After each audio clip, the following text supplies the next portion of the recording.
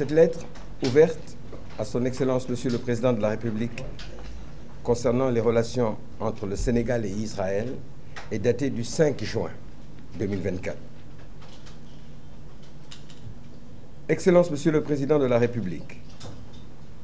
le 7 octobre 2023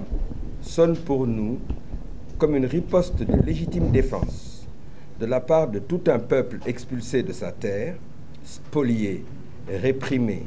emprisonné, massacré et privé de tous ses droits fondamentaux depuis 76 ans, dans la quasi-indifférence, impuissance ou hypocrisie de ceux qu'il est convenu d'appeler communauté internationale, entre guillemets. Le 7 octobre 2023, en effet, le Hamas et le mouvement de résistance palestinien ont infligé un cinglant démenti au mythe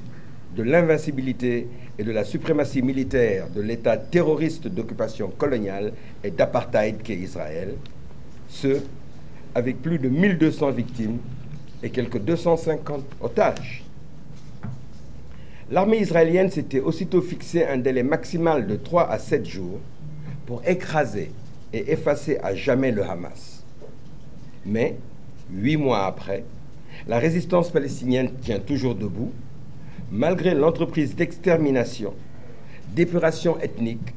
et de génocide, autant de crimes abjects contre l'humanité, contre la dignité humaine. Le bilan est effroyable. Près de 40 000 morts, plus de 80 000 blessés, dont une grande majorité d'enfants, de femmes et de personnes âgées, sans compter les centaines de cadavres découverts ou à découvrir dans des charniers et fosses communes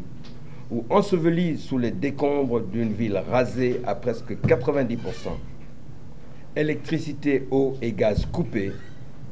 camions humanitaires transportant nourriture et médicaments cyniquement bloqués ou bombardés, lâche largage de bombes meurtrières du haut du ciel sur des hôpitaux, écoles, lieux de culte, camps de réfugiés ou de déplacés, en un mot, sur des populations civiles innocentes, avec leur lot insoutenable de victimes, en particulier des parents, bébés et enfants déchiquetés ou horriblement calcinés. Excellence, Monsieur le Président de la République, il convient de rappeler ici le rôle très tôt joué par l'État du Sénégal de l'octroi dans les années 70 d'un passeport diplomatique à Yasser Arafat, président de l'Organisation de libération de la Palestine, à la reconnaissance de l'État indépendant de Palestine dès sa proclamation en 1988, jusqu'au parrainage, aux côtés du Venezuela, de la Malaisie et de la Nouvelle-Zélande, de la résolution 2334 du Conseil de sécurité des Nations Unies de décembre 2016, condamnant sans ambiguïté l'occupation coloniale israélienne de la Palestine, y compris la ville sainte de Jérusalem. Il est donc réconfortant et rassurant de revoir aujourd'hui le Sénégal, seul pays au monde à présider sans interruption depuis 1975 le Comité des Nations Unies pour l'exercice des droits inaliénables du peuple palestinien, renouer sous votre magistère avec sa posture traditionnelle de soutien clair à la cause du peuple frère et martyr de Palestine. Position parfaitement juste, d'ailleurs aussitôt amplifiée et confortée par le sommet de l'Organisation de la Conférence islamique, OCI, tenu à Banjul les 4 et 5 mai 2024, réaffirmant la condamnation unanime du génocide commis par les forces israéliennes contre le peuple palestinien et, citation, reconnaissant ses justes aspirations à l'autodétermination et à la souveraineté sur sa terre.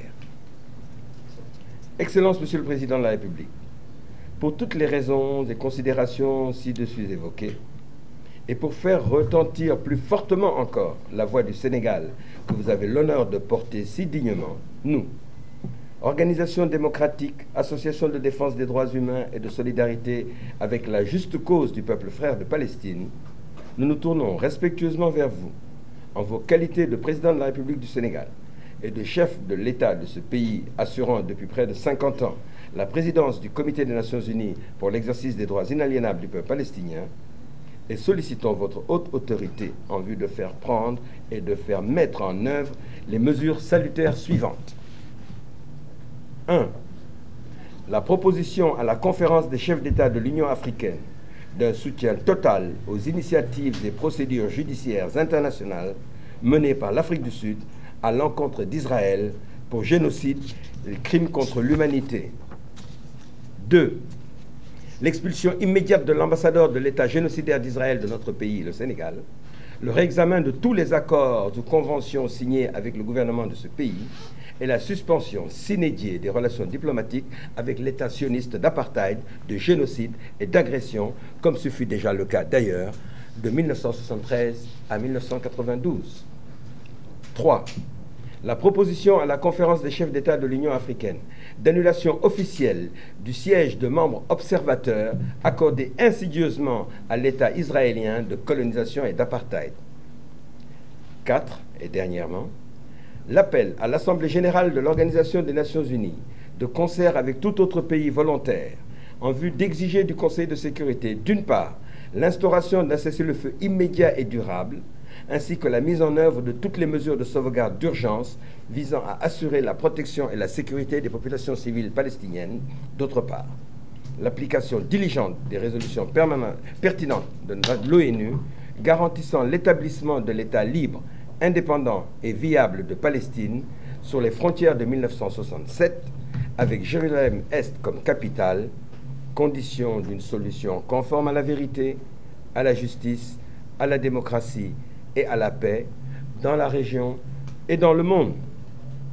Dans l'espoir que vous voudrez accorder une bienveillante attention à l'examen de la présente, nous vous prions d'agréer, Excellence, Monsieur le Président de la République, l'expression de notre très haute considération.